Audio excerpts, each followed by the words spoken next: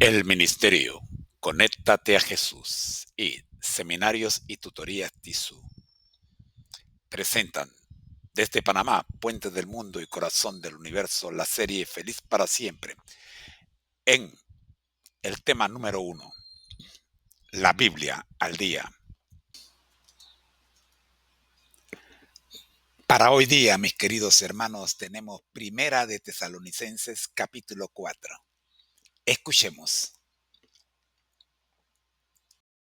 Primera carta a los Tesalonicenses, capítulo 4. Finalmente, hermanos, os rogamos y exhortamos en el Señor Jesús que, así como habéis recibido de nosotros cuán os conviene andar y agradar a Dios, así abundéis más y más. Porque ya sabéis qué instrucciones os dimos por el Señor Jesús. La voluntad de Dios es vuestra santificación, que os apartéis de fornicación. Que cada uno de vosotros sepa tener su propia esposa en santidad y honor. No en pasión de concupiscencia, como los gentiles que no conocen a Dios. Y que ninguno engañe ni defraude en nada a su hermano, porque el Señor es vengador de todo esto, como ya os dijimos y testificamos. Porque no nos ha llamado Dios a inmundicia, sino a santificación. Así que, el que desprecia esto, no desprecia a hombre, sino a Dios, que también os dio a vosotros su Espíritu Santo. Pero acerca del amor fraternal no tenéis necesidad de que os escriba, porque vosotros mismos habéis aprendido de Dios a amaros unos a otros. Y también lo hacéis así con todos los hermanos que están en Macedonia, pero os rogamos, hermanos, que abundéis en ello más y más. Y que procuréis tener tranquilidad, y ocuparos en vuestros propios negocios, y trabajar con vuestras manos, como os hemos mandado. Para que andéis honradamente para con los de afuera y no tengáis necesidad de nada. Además, no queremos, hermanos, que ignoréis acerca de los que duermen, para que no os entristezcáis como los otros que no tienen esperanza. Porque si creemos que Jesús murió y resucitó, así también traerá Dios a los que durmieron en él. Por lo cual, os decimos esto en palabra del Señor, que nosotros que vivimos, que habremos quedado hasta la venida del Señor, no precederemos a los que durmieron. Porque el Señor mismo descenderá del cielo con voz de mando, con voz de arcángel y con trompeta de Dios, y los muertos en Cristo resucitarán primero. Luego nosotros los que vivimos, los que habremos quedado, seremos arrebatados juntamente con ellos en las nubes, para recibir al Señor en el aire, y así estaremos siempre con el Señor.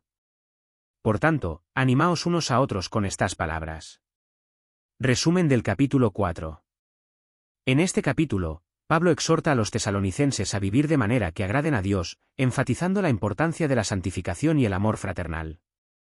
Les instruye que se abstengan de la inmoralidad sexual y que traten a los demás con respeto y honestidad.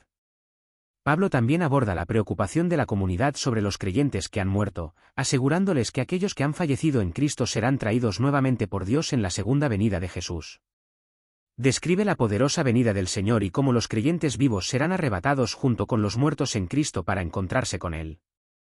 Finalmente, les anima a consolarse mutuamente con estas promesas.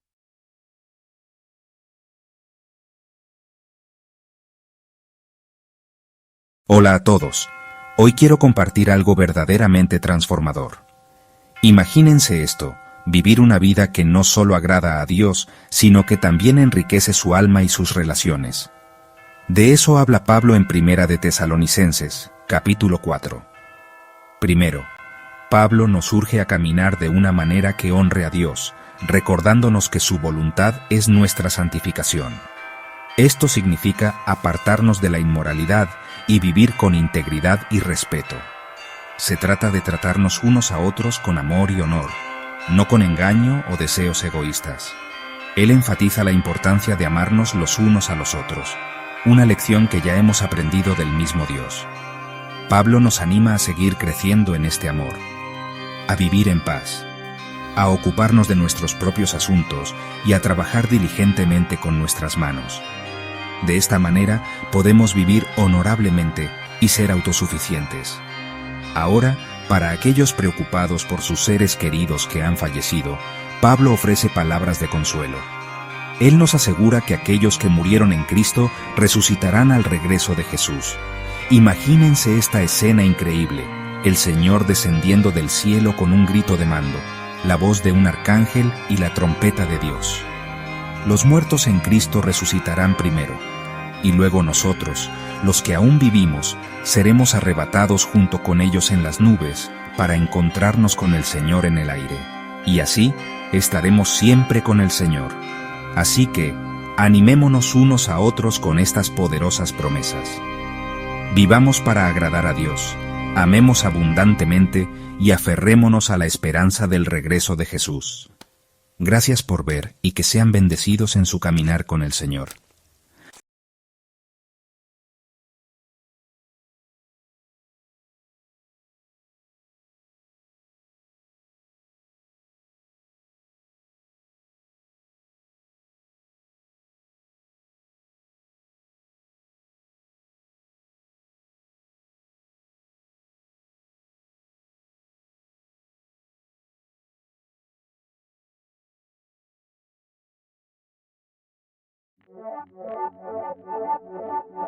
Los tesalonicenses estaban preocupados. Habían comenzado a seguir a Jesús, estaban aprendiendo sobre el amor de Dios, pero no entendían qué pasaba después de la muerte.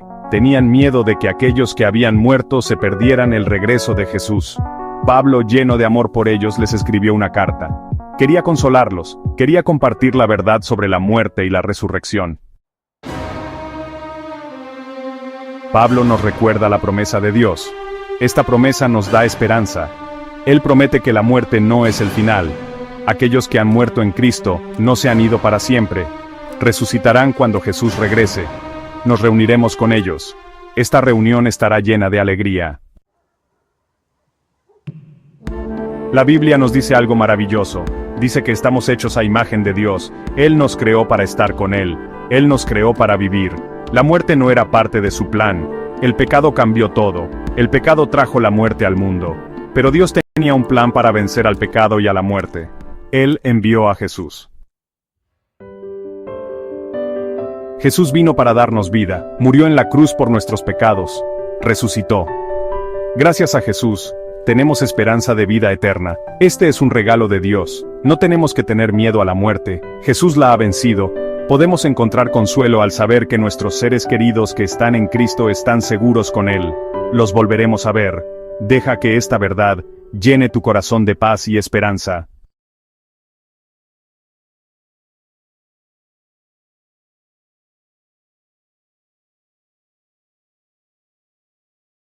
Primera de Tesalonicenses 4. Aliéntense los unos a los otros con estas palabras. Estamos invitados a leer este capítulo. Una de las experiencias más difíciles por las que puede pasar una persona es la pérdida de un ser querido. ¿Qué se le puede decir a alguien que acaba de perder a un ser querido? Nuestros pensamientos y oraciones están con las familias y amigos que perdieron a sus seres queridos en el accidente aéreo de Washington D.C. el pasado miércoles 29 de enero de 2025. ¿Qué les ocurre a nuestros seres queridos después de la muerte? Esta es una pregunta que ha desconcertado a muchas personas. Ha habido muchas teorías al respecto, pero ¿qué dice la Biblia sobre lo que ocurre después de la muerte? Vamos a compartir lo que dice la Biblia para que podamos conocer la verdad y la verdad nos libre del error. Ver Juan 8, versículos 31 y 32. En Primera de Tesalonicenses 4, versículos 13 al 18. El apóstol Pablo escribió a aquellos que habían perdido a sus seres queridos y que tenían la idea errónea de que los difuntos perderían la gloriosa experiencia que los cristianos esperan disfrutar en la segunda venida de Cristo. Para entender estos versículos, necesitamos establecer una base en la que respondamos a preguntas básicas como ¿qué es la muerte?, según la Biblia, ¿a dónde van nuestros seres queridos después de la muerte y qué enseña la Biblia sobre la resurrección de los muertos? Vamos a compartir los principios sobre la muerte y la vida esbozados en la Biblia. Principio número 1. Fuimos creados por Dios, Génesis 1, versículos 26 y 27. En términos generales, podemos definir la muerte como el cese total de los procesos vitales que finalmente ocurre en todos los organismos vivos. ¿Y qué es la vida? Para responder a esta pregunta, necesitamos saber cómo comenzó la vida en primer lugar. Así que, lo primero que necesitamos saber es que Dios nos creó. Según Génesis 1, versículo 26, entonces dijo Dios, hagamos al hombre a nuestra imagen, conforme a nuestra semejanza. Nos parecemos a Dios en nuestros cuerpos. Dios tiene una cabeza, 2 brazos, 2 piernas, etc. Por lo tanto, Fuimos creados física y mentalmente a imagen de Dios. Dios también creó dos géneros, masculino y femenino. Esto lo encontramos en Génesis 1, versículo 27. Creó, pues, Dios al hombre a su imagen, a imagen de Dios lo creó, hombre y mujer los creó. ¿Cómo fueron creados los seres humanos? ¿Qué es la vida? Según Génesis 2, versículo 7, descubrimos que el primer ser humano fue creado de la siguiente manera. Entonces Jehová Dios formó al hombre del polvo de la tierra, y sopló en su nariz aliento de vida, y fue el hombre un ser viviente. Como vemos en este versículo, el aliento de vida que Dios sopló en la nariz de Adán lo convirtió en un ser viviente. ¿Qué es la muerte? La muerte es lo contrario de la vida. Cuando se le quita el aliento de vida a un ser humano, entonces tenemos la muerte, el cese de la vida. El libro de Eclesiastés, capítulo 12, versículo 7, define la muerte de la siguiente manera: y el polvo vuelva a la tierra, como era, y el espíritu, aliento de vida, vuelva a Dios que lo dio. Los seres humanos están compuestos por dos elementos, el polvo de la tierra y el aliento de vida. Usaremos una fórmula que nos ayudará a recordar la diferencia entre la vida y la muerte. Polvo de la tierra más aliento de vida igual a vida.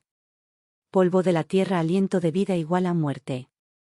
Una vez que tengamos claro este principio básico en nuestras mentes, creemos que podremos comprender mejor el concepto de la muerte. Principio número 2. Dios nos creó para vivir, no para morir. Génesis 3, Juan 3, versículo 16, y Romanos 6, versículo 23. Según Génesis 2, versículos 16 y 17, Dios dio una simple instrucción para poner a prueba la lealtad de los seres humanos hacia su Creador. La simple instrucción fue: y mandó Jehová Dios al hombre, diciendo: de todo árbol del huerto podrás comer, mas del árbol de la ciencia del bien y del mal no comerás, porque el día que de él comieres, ciertamente morirás. Esta es la primera vez que la palabra muerte aparece en la Biblia. Si los primeros seres humanos creados, Adán y Eva, hubieran seguido esta instrucción, la muerte nunca habría existido.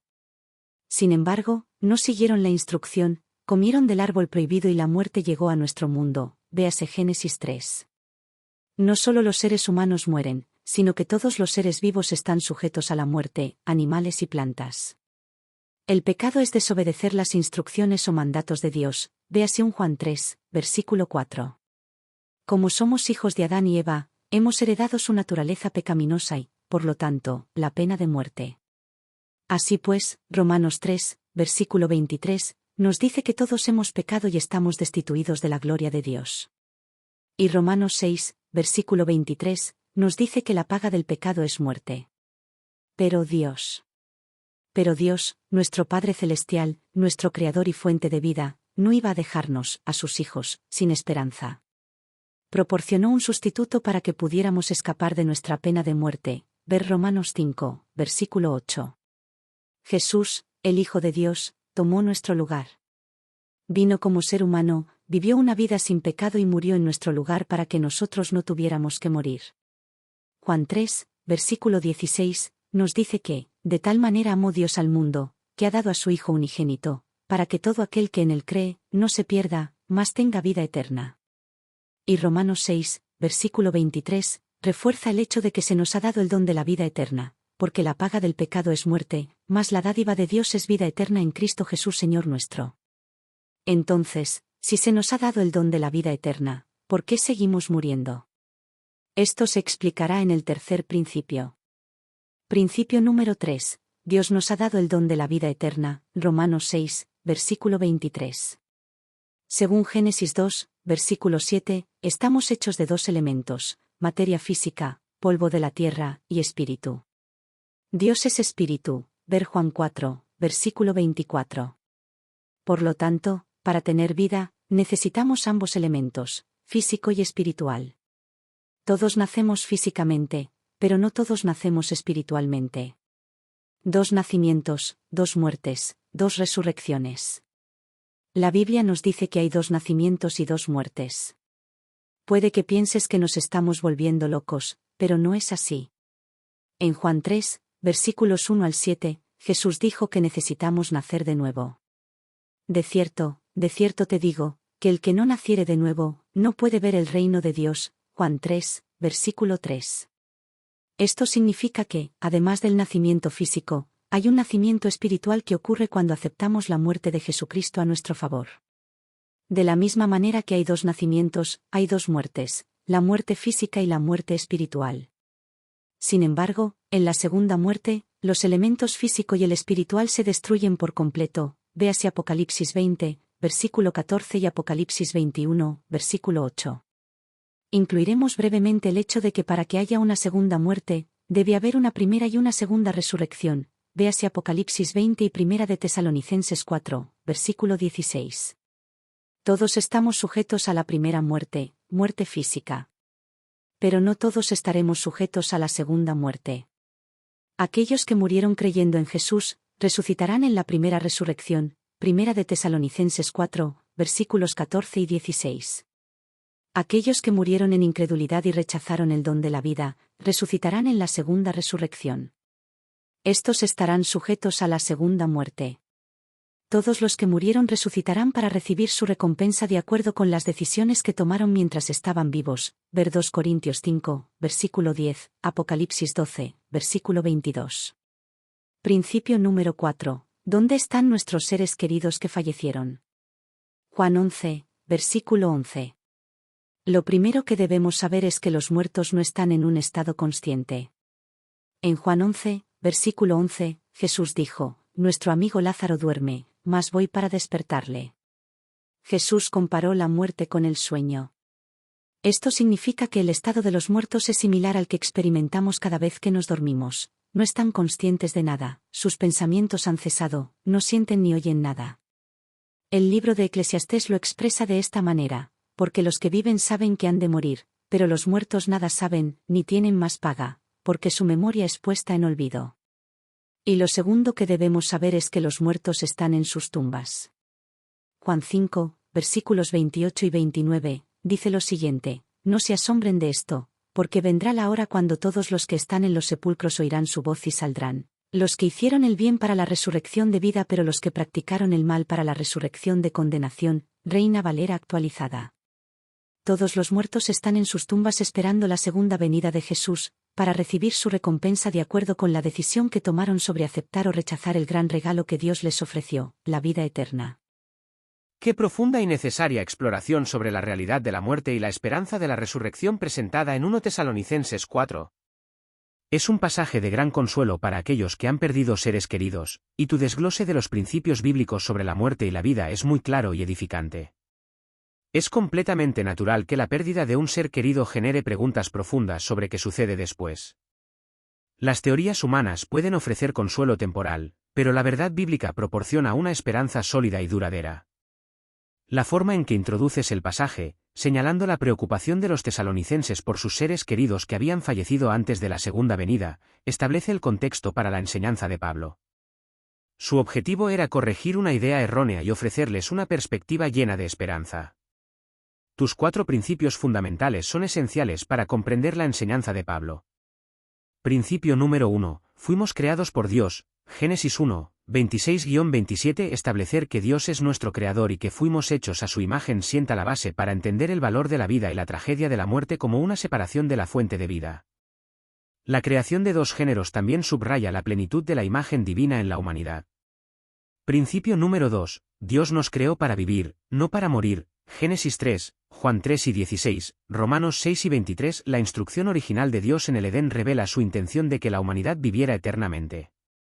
La entrada del pecado a través de la desobediencia trajo consigo la muerte como consecuencia. Sin embargo, el amor de Dios proveyó un sustituto en Jesús, ofreciendo el don de la vida eterna a través de la fe en él. Principio número 3. Dios nos ha dado el don de la vida eterna. Romanos 6 y 23. La distinción entre el nacimiento físico y el nacimiento espiritual es crucial. Mientras que todos experimentamos la primera muerte, física, la segunda muerte, espiritual, es la destrucción completa. La explicación de las 2 resurrecciones, la primera para los que murieron en Cristo y la segunda para los incrédulos, aclara el panorama del juicio final y la recompensa eterna.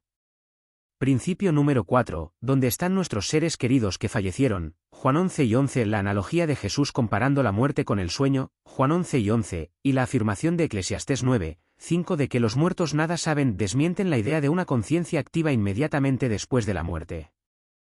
La declaración de Juan 5, 28-29 de que los muertos están en sus tumbas esperando la resurrección es fundamental para entender el estado de los que han fallecido. Con esta base establecida, la enseñanza de Pablo en 1 Tesalonicenses 4, 13-18 cobra un significado profundo. No entristecerse como los que no tienen esperanza, los creyentes no deben lamentarse por sus seres queridos fallecidos como aquellos que no tienen la esperanza de la resurrección. La resurrección de los que durmieron en Jesús, Pablo asegura que Dios traerá consigo a los que murieron creyendo en Jesús.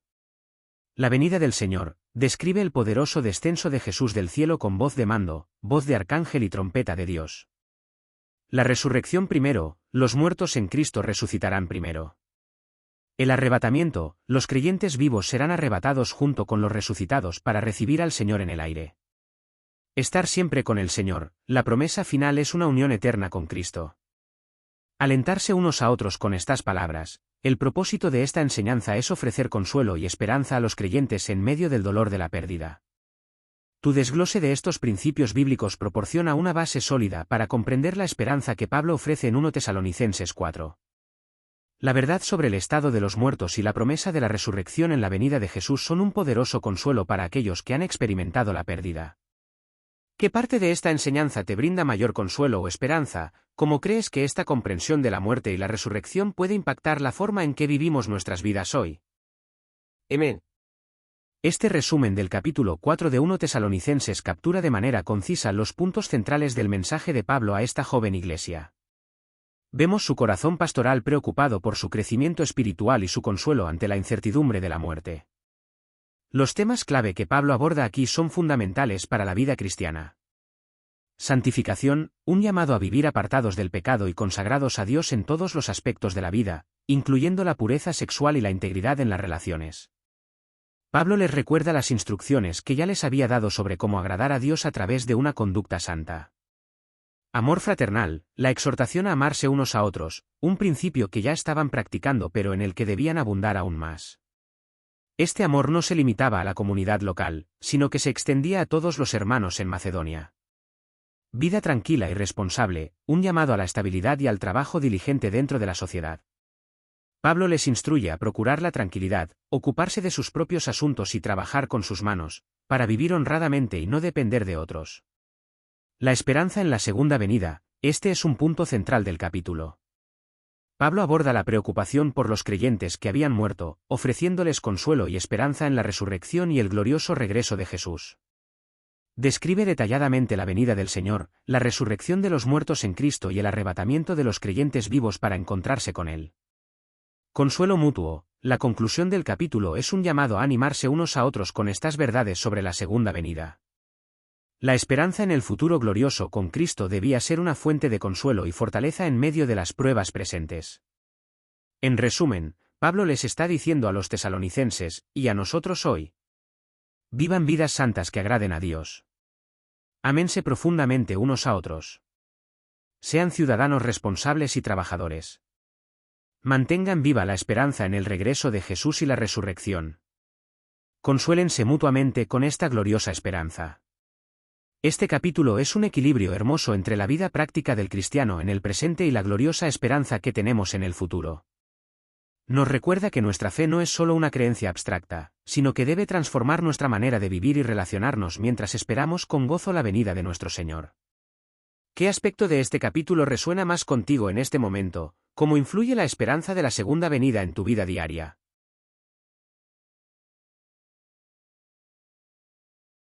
Nuestro lema: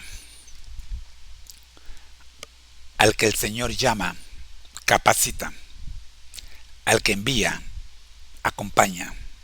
Siempre gozosos conectados a Jesús y al Espíritu Santo a través de la Biblia.